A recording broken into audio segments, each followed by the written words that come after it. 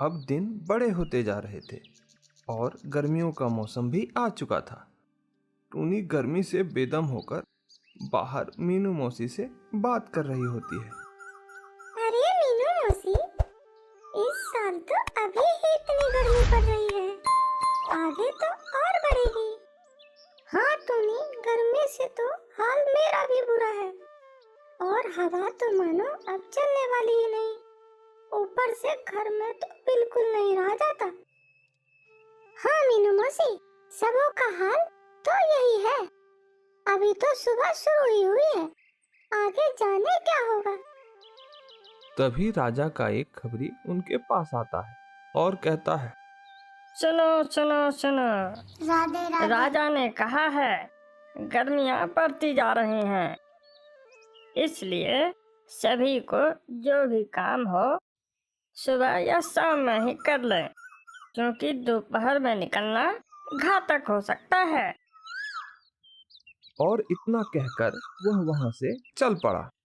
हाँ हाँ, हम सब इसका ख्याल रखेंगे। अरे मीनू मौसी, हमें भी कुछ दाने ले आने चाहिए, वरना दोपहर में निकलना मतलब जान की बाजी लगाना होगा। ठीक कहा टोनी, तू ले आ जाके, मैं कल जाऊंगी। आज भर तो है दाने मेरे पास। अच्छा मासी, मैं दाने लेकर अभी आई। और वह चल पड़ती है। जंगल के पास के खेतों में पड़ी कुछ दाने की वालियां वह बिनने लगती है। जब वालियां ठीक ठाक हो जाती हैं तो उन्हें लेकर वह अपने घर की तरफ चल पड़ती है। चलते चलते रास्ते में उसे जग्गू हाथी कीचड़ के तालाब में खड़ा मिलता है। उसके पूरे शरीर पर कीचड़ लगा होता है। तब टूनी उसके पास पहुंचकर कहती है, नमस्ते जग्गू दादा, आप कैसे हैं? अरे टूनी, मैं बढ़िया हूँ, तुम बताओ तुम कैसी हो? दादा, इतनी गर्मी शुरू हो गई है कि इधर उधर जाना मुश्किल है। हाँ हाँ, ये तो सही कह रही हो, तभी तो मैं रोज सुबह यहाँ आ जाया करता हूँ। कीचड़ से नहाकर मुझे बहुत आराम मिलता है और गर्मी और कीड़ों से काफी राहत मिलती है। दादा, कीचड़ से गर्मी नहीं लगती क्या? अरे नहीं, बिल्कुल नहीं, बल्कि इससे तो ठंडक मिलती है मुझे। अच्छा, ये बात है। अच्छा दादा, अब मैं चलती हूँ, धूप निकलने से पहले घर पहुँच जाऊँ।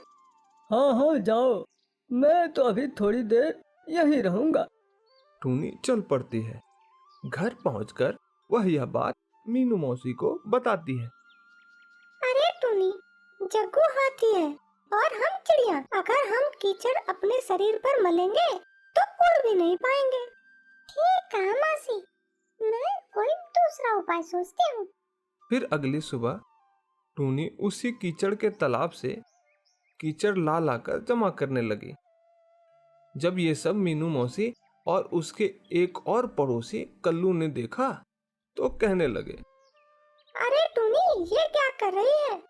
अरे टूनी बहन, पता नहीं तुम्हें ये सब किसने बताया, पर ऐसा कुछ नहीं होगा।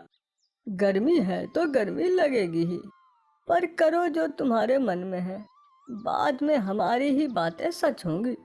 चलो मीनू मौसी, हम दाने ले आते हैं दोपहर होने से पहले।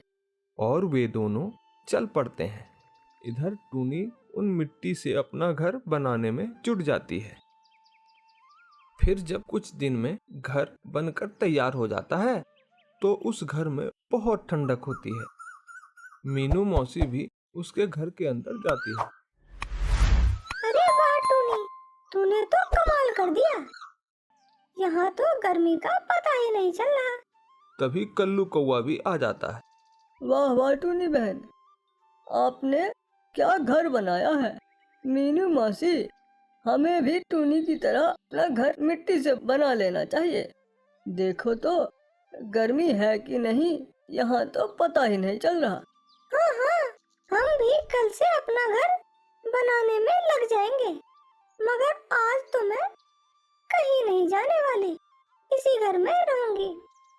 हाँ हाँ, क्यों नहीं मौसी, आज आप यहाँ कल से मैं भी मदद करूंगी आप दोनों की। धीरे धीरे यह खबर राजा को भी मिली और वह टूनी को बुलावा भेजा।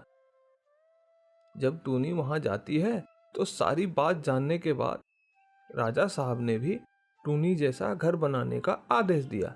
जब घर बन गया तो राजा साहब ने देखा कि वाकई इस घर में उन्हें गर्मी का एहसास ही नहीं हो रहा। वो बहुत खुश हुए और सभी चिड़ियों को बुलाकर टूनी को शाबाशी दी और उसे पुरस्कार भी दिया। इस तरह टूनी ने अपने दिमाग से गर्मी के मौसम से लड़ने का हल निकाला और वह सफल रही। दोस्तों, अगर मेरी कहानी आपको अच्छी लगती है तो चैनल को लाइक और सब्सक्राइब करना ना भूलें।